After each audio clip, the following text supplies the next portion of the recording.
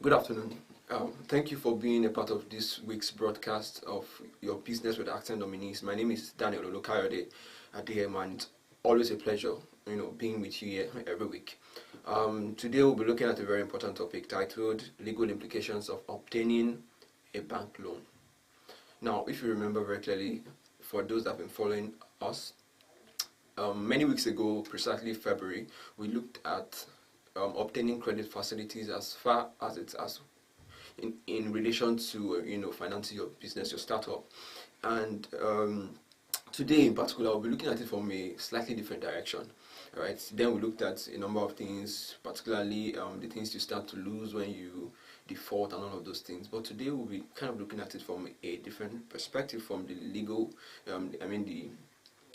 in terms of legal perspective, how the law applies and the consequences of choosing to go into this. So one thing for businesses in general is that as far as business and entrepreneurship is concerned, money remains the lifeblood. Money remains the lifeblood, sorry, and that cannot be, years to come. I don't think that will change, because that thing that moves a business idea from an idea to a business, is funds, right? Capital. And what moves, a business that's already thriving in a location to a different location, to expand to a different territory, another part of the world, is also capital. It's either you have it already or you source for it some other way. And obtaining loan is just one of the means of getting capital. I'm sure you know this already. So there are different various ways of obtaining capital for your business, for your startup, where you're just starting, whether you're trying to expand to a different location in particular. All right. So now, when you approach a bank, of course, when a bank offers to advance a sum of money to you, something happens, a relationship is created, right? And usually, of course, a sum of money is advanced to you. It's for a specific period, and of course, there could be interest. Most of the times, there could be interest attached to that sum. I know you already know all of this, but let's move further. Now, forms of bank loans in Nigeria. If you remember the last time we had this discussion, we looked at the types of loans, types of credit facilities. We won't be doing that here today. You can go back and check it out. So that would really help you as you go out listening to this one. I would actually go and advise you that you could pause this one and just go and check it out. It's not for a long time. I taught it. So now for this one, we're looking at forms of bank loans in Nigeria, and there are various forms. But as far as Nigeria is concerned, we have two basic or major forms, which is loan and overdraft. Right, so loan, we already spoke about loan, a sum of money advanced by a bank to a customer for a fixed period, which is to be paid gradually or to be paid at once at a fixed date. So that is what it is. And then, of course, for a specific period and interest attached to it, where interest is said to be a requirement depending on the circumstance. Now, overdraft is more like, you can relate it to, in the advanced world, we have something like, the credit card system, where, and this is the thing, that I actually learned this a few days ago, is that in developed nations, they hardly want to spend cash. And so they hardly want to spend cash. They would rather use credit cards to buy stuff and then they pay up, right? So there is more to that, but that just to bring about the comparison between them. So as far as overdraft is concerned, what it entails is that you are withdrawing. The bank allows you to withdraw beyond the amount you have on the account. Beyond the amount you have in that account. So an arrangement is reached, a loan arrangement, such that you're able to withdraw beyond what you have there. But then there's more to that. But that's not the reason behind this this session we're having currently. Alright, so let's look at the regulations guiding bank loans in Nigeria. So when it has to do with, even before we talk about bank loan, when it has to do with banks in general, a body comes to mind, and I know your guess is as sure as mine, the Central Bank of Nigeria, right? So and when it comes to bank loans as well, the Central Bank of Nigeria is the major body in charge of everything that pertains to that. All right. So mind you, this didn't just happen. Didn't just come upon them. There are laws that back them up, and you need to understand that for every legal body we have in Nigeria, and that are exercising certain powers, there are laws backing them up. So there are laws backing them up actually. So as with regards to the Central Bank of Nigeria, we have the CBN Act of 2007, and then we have the Bofia Act of 2020, Bank and Other Financial Institutions Act of 2020. All right. So these are the two laws that really empowers the CBN with regulatory power. So they have regulatory powers as well as ancillary powers to ensure that, of course, the banking environment, it's what's the word, people, it's efficient, so to speak, so people are able to have an amazing banking experience, you know, as far as it pertains to loan as well. You know, when you go to bank, they want to ensure that, you know what, you have a seamless experience, a pleasant one. All right. So and now, speaking about the ancillary powers, one of the things that they do is that they provide guidelines. Alright, so they provide guidelines. These guidelines are just in line with the major regulatory powers, just to ensure, like we said, to ensure an efficient banking experience. So now, one of the guidelines that I have, you know, that really strikes the topic for today is the CBN Consumer Protection Framework Guidelines on Disclosure and Transparency 2019. So what this one entails, right, just the way it states, just the way it reads, is it emphasizes the need for transparency on the part of banking institutions. So right, it is very, very important that in the process of a business owner, and of course you know that a business will not carry itself to the bank, they are directors, so we usually call them alter egos. So they go in place of the business, of course, with all of the necessary things. And I didn't remember to mention something to you, is that before you can even approach a bank in the first place, you must have been registered. Right? So you can only enjoy the benefits of a bank loaning you, you know, money where you've been registered. All right, where you've been registered. And towards this discussion, we'll be seeing there's a requirement which I will mention now, which you can only have when you've registered your business. Alright, so it's very, very important you take note. So if you register your business, congratulations. If you choose to explore this path, then it works.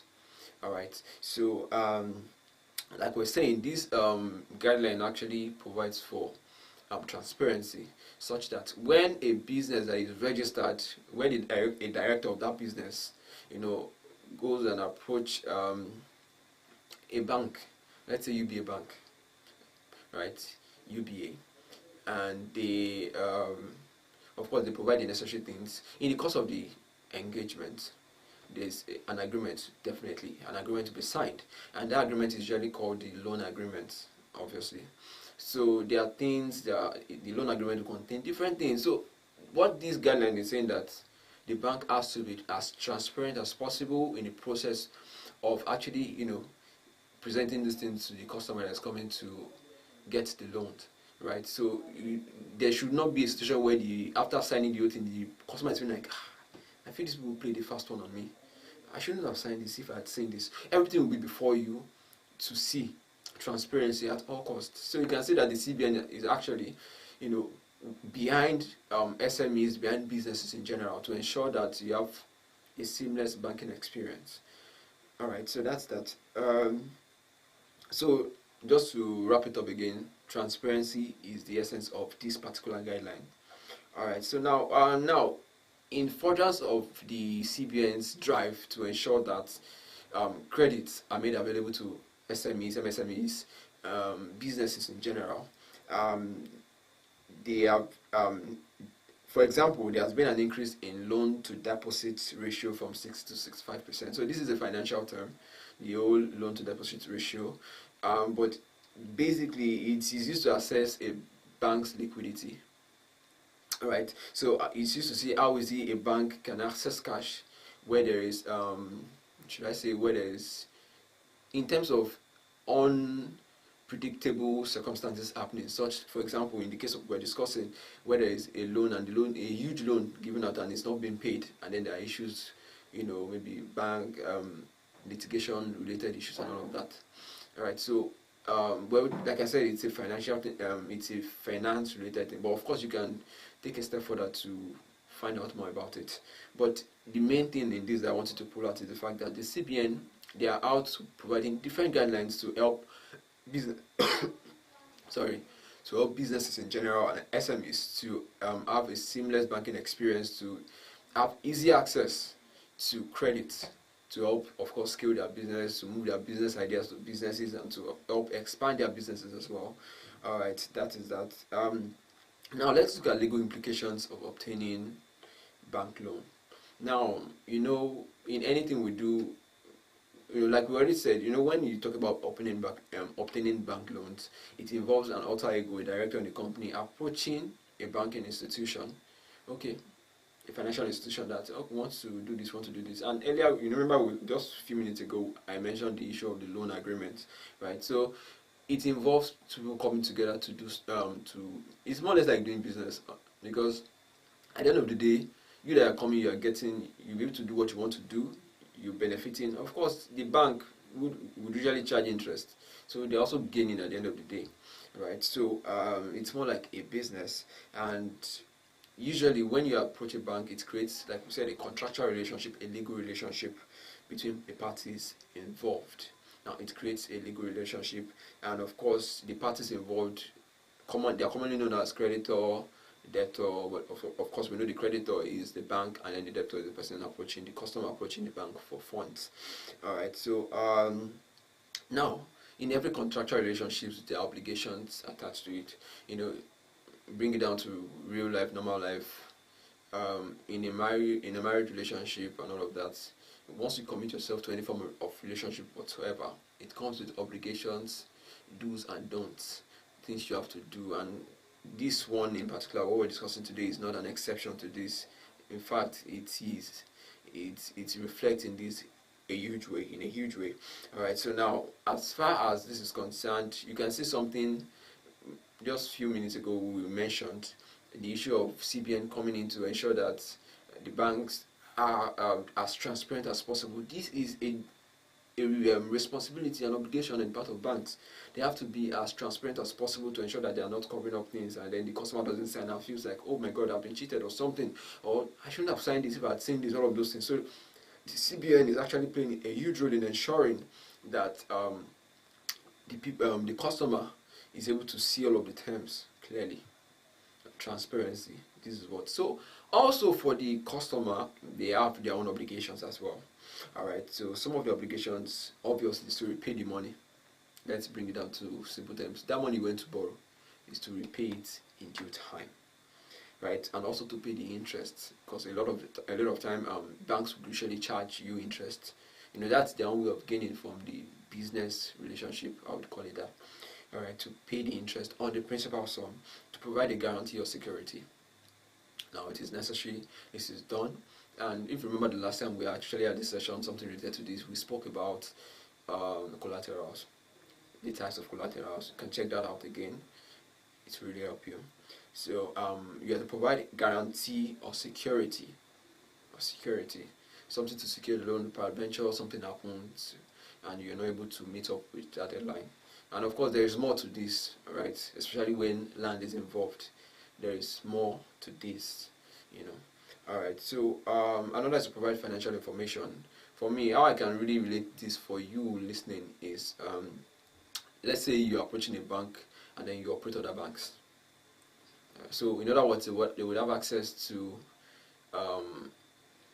your deposits and all of those things, and the only way they can have access to this is if they have your TIN. You have to submit your TIN, your tax identification number of your company, and of course you cannot have a TIN if you have not registered your company. So you need to register your company if you are to explore this path to getting funds, getting capital. Alright, so so you provide your financial information. It is very necessary. Now, in addition to these obligations, there are covenants that align with these obligations, obviously. And some of these covenants include covenants to repay the loan as and when due. Right, so you need to pay your loan. That's like one of the obligations we mentioned. A covenant that the bank shall have the right to report the delinquent loan to the CBN through the credit risk management system or any other means. So this is not big English. Delinquent loan is the loan that you've not paid up, that it is left unpaid, that you've defaulted in paying. So the essence of this covenant is saying that, you know what, first you have to repay.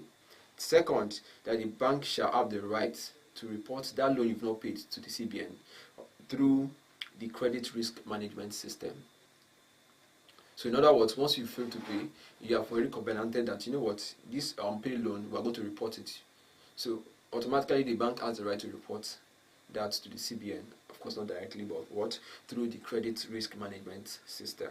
Now, further, an undertaking of authorizing the bank to request the CBN to exercise its regulatory power, like we earlier discussed, right?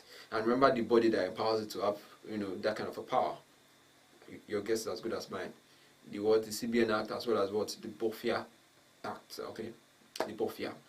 Alright, so that's how it works. So that is number 3 of some of the conditions we have. Let's repeat that again. An undertaking authorizing the bank to request the CBN to exercise its regulatory power by directing the bank to set off the indebtedness from other monies in other accounts. And how this is even possible is by virtue of the financial information you are owing this bank, you've defaulted in this bank, in setting off the unpaid loan.